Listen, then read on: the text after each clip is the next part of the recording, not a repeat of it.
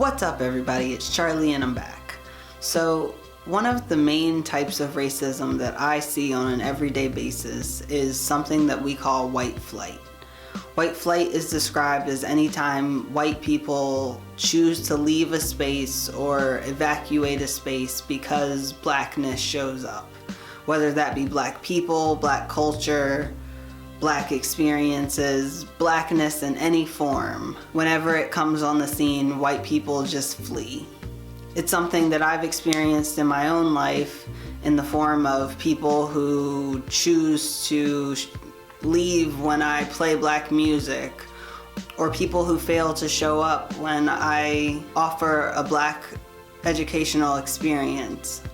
Instead, people would rather invite me to their white spaces where they can feel comfortable than show up for the racial reconciliation that it takes to foster a mutual relationship where we both show up for each other's things. The other day I was talking to my mom about this very experience, and she told me a story from her own life when she experienced white flight back in Philly during the 1960s and 70s when she was integrated into white schools. Check out her story now. Actually, when we first moved into our community in West Philly, it was during the white exodus, and eventually it was an all black community.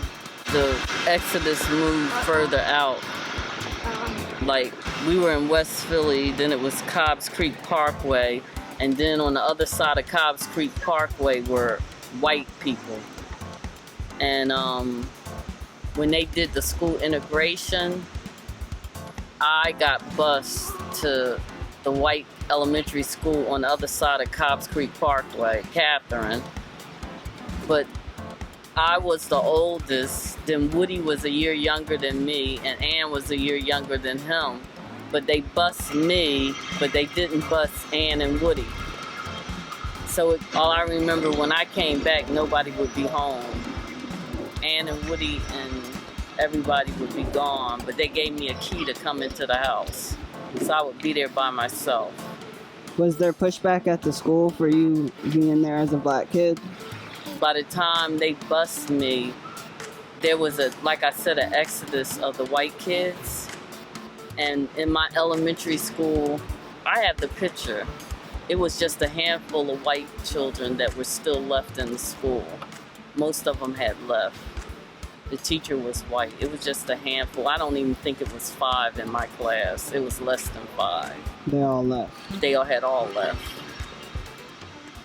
And in middle school, it was the same way. The ones that could left. It was very few whites. It was still a substantial amount in middle school, and by high school, there was a lot of pushback. From the integration of the high school, and I remember I wasn't very conscious of what was going on. I was just in there trying to get an education, because I remember one day in particular, I was in class and nobody was there. Teacher wasn't there, the kids weren't there, everybody was outside protesting. So I left too, but I wanted to stay in class. But nobody was there, so I left. But everybody was outside protesting. But the white people didn't want to integrate the school. But it happened anyway, but they all left. So it became an all-black school.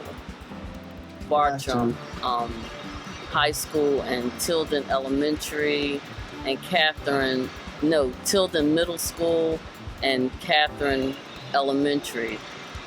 Those are the ones that they first integrated on West Philly side of the town, and each one of them caused the exodus of all the white people, and they all became all black schools.